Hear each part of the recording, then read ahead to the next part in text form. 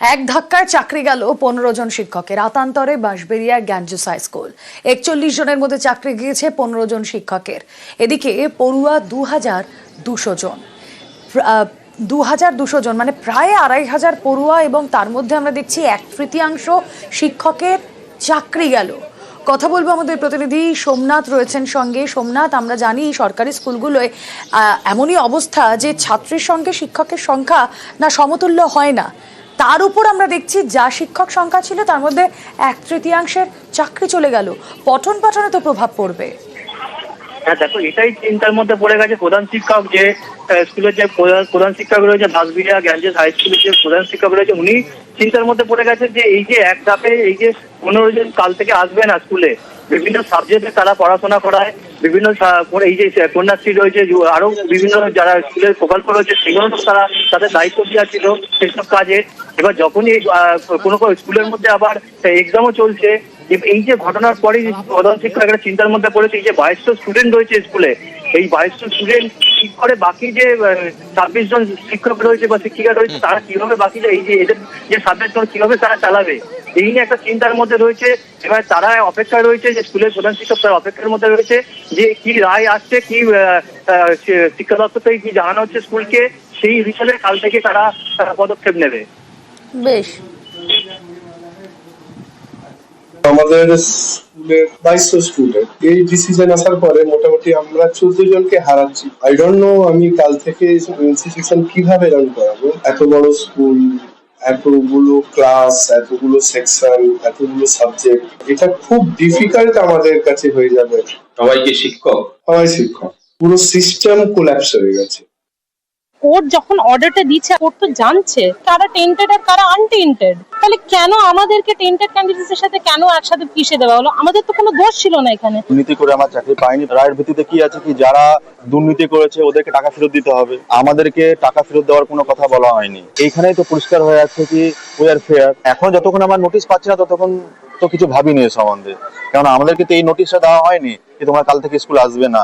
এখন পুরোটাই ডিপেন্ড করে জাজমেন্টের কপির উপরে আর ডিআই আমাদের কি নোটিশ পাঠায়। চাকরি গেল সেটাই অবাক করা ব্যাপার। আমাদের নাম কোনোদিন কোনো লিস্টে আসেনি, কেউ বলতে পারবে না আমরা টাকা দিয়েছি, ঘুষ দিয়েছি। আজকের রায় কি বলা হয়েছে যে যারা টাকা দিয়েছিল, যারা অন্যায়ভাবে চাকরি পেয়েছিল তাদেরকে আইনে ফেরত দিতে হবে, তারা পরীক্ষায় আর পার্টিসিপেট করতে পারবে না। তার মানেই প্রুফ যে তারা টেন্টেড। তাহলে বাকি আমরা কি? আমরা তো আনটেন্টেড, আমরা তো অনেস্ট। তাহলে আমাদের দোষটা কোথায়? ভগবান গোলার স্কুলে চাকরি গেল 21 জনের। ভগবান গোলা উচ্চ বালিকা বিদ্যালয়ে চাকরি হারা 21 জন, 62 জনের মধ্যে 21 জনই চাকরি খুইয়েছেন। কাল থেকে স্কুলে পরীক্ষা শুরু হওয়ার কথা, আর এই পরিস্থিতিতে পরীক্ষা পরিচালনা কিভাবে হবে তা নিয়েই দুশ্চিন্তা। মোট 17 দফায় দুর্নীতির কিন্তু একটা লিস্ট বেরিয়েছে। সেই যে দুর্নীতির লিস্ট, সেখানে কিন্তু এই যে আমাদের যে 21 জনকে দেখতে পাচ্ছেন সেখানে কারোর নাম নেই। সুতরাং যোগ্য হয়েও যদি অযোগ্যদের মতনই সেম ট্রিটমেন্ট আমাদেরকে পেতে হয়, সেটা নিশ্চয়ই মেনে নেওয়ার মতন নয়।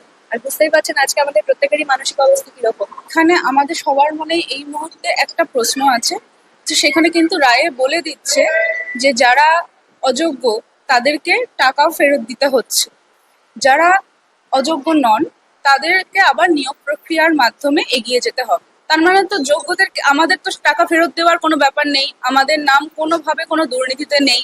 জানি না এখন আমাদের ভবিষ্যৎ কি, একটা অনিশ্চয়তার মধ্যে তো আমরা রয়েছি। এতজন যদি আমার স্কুল থেকে চলে যায়, সামনে পরীক্ষা, আগামীকাল থেকে আমাদের পরীক্ষা শুরু হওয়ার কথা, তো সেক্ষেত্রে স্কুল তো অবশ্যই ভীষণভাবে বিপর্যস্ত হবে, এখানে তো কোনো দ্বিমত নেই। আমার টোটাল হচ্ছে 62, 21 জনের চলে যাচ্ছে। সুপ্রিম নির্দেশে চাকরি খারিজ বহরমপুর স্কুলের 5 শিক্ষকের। চাকরি সম্মান সব খুইয়ে হাহাকার বহরমপুরের 5 শিক্ষকের। বহরমপুরের শিল্প মন্দির হাই স্কুলের এই ছবি। সিবিআই তার ফাইনাল চার্জশিট জমা করেছেন, তাহলে আমরা ভেবেছিলাম তাহলে সেগ্রিগেশন হবে, তাহলে আমরা যারা দুর্নীতি করে পাইনি তাদের চাকরিটা থাকবে। আমাদের ওপর আমাদের বাচ্চারা নির্ভর করছে, গোটা ফ্যামিলির মানে আমাদের মুখের দিকে তাকিয়ে সংসারটা চলে। তাহলে এইভাবে যদি জীবন জীবিকা কেড়ে নেওয়া হয়, তাহলে সম্মান, ভাবুন তো, মানে সম্মান গেল, টাকা বন্ধ হলো, তাহলে বেঁচে থাকাই কঠিন আমাদের। আজকে 6 বছর পরে বলছে হট করে আপনার চাকরি নেই। আমরা দোষটা তাহলে কোথায় করলাম? রায়টা এমনই এসছে যারা দুর্নীতিগ্রস্ত তারা মানে টাকা ফেরত দেবে, তার মানে তো বোঝাই যাচ্ছে কিছু লোক দুর্নীতিগ্রস্ত আছে, কিছু লোক নেই। এখানে তো সেগ্রিগেশন হয়ে যাচ্ছে। তা সত্ত্বেও তাহলে আমাদের সবার চাকরি নিয়ে টানাটানি কেন হচ্ছে? নিয়োগ তো অনেক দিন ধরে নেই, তারপরে যারা নিযুক্ত ছিল তাদেরও যদি তুলে নেওয়া হয় তাহলে আমরা চালাবো কি করে? আমাদের সাবজেক্ট চলে যাবে অনেক। আর এই যে এখন এই যে ইউনিট টেস্ট শুরু হয়েছে, পরীক্ষা চালানোই তো কষ্টকর হয়ে যাচ্ছে। ওদের কথা ভেবেও আমার এতটাই খারাপ লাগছে যে কিছুই কি করার ছিল না। কোনো রকম সেগ্রিগেশন না করে তারা ন্যায়ভাবেই পেয়েছে, কারণ অন্যায়ভাবে পেয়েছে, কোনো রকম বিচার না করে সবাইকে একসাথে যে ক্যান্সেল করে দিল সেটার বিচার আমরা চাই। চাকরি বাতিলের শিক্ষায় উদ্বেগ, সুপ্রিম রায়ে দিশেহারা কুলতলির 11 জন শিক্ষক। পরীক্ষা চলাকালীনই তারা কাঁদতে কাঁদতে স্কুল ছাড়লেন। 11 শিক্ষকের অধিকাংশই বিজ্ঞান বিভাগে। কুলতলির জামতলা ভগবানচন্দ্র হাই স্কুলে উদ্বেগ, আগামী দিনে স্কুলে পড়াশোনা নিয়ে উদ্বেগ। স্কুলে পড়াশোনা নিয়ে উদ্বেগ প্রধান শিক্ষকের।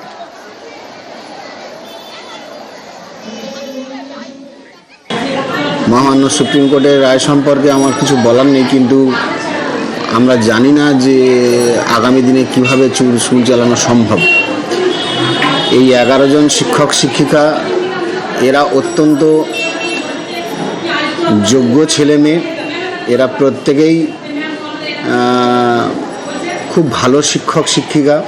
তারা এতটাই দক্ষ যে তারা নিজেরাই দায়িত্ব নিয়ে উচ্চ মাধ্যমিক সায়েন্সের বিজ্ঞান বিভাগটাও ওরা চালাচ্ছিল। এখন জানি না আমরা আগামী দিনে কিভাবে বিদ্যালয় চলবে, কিভাবে বিজ্ঞান বিভাগের পড়াশোনা হবে।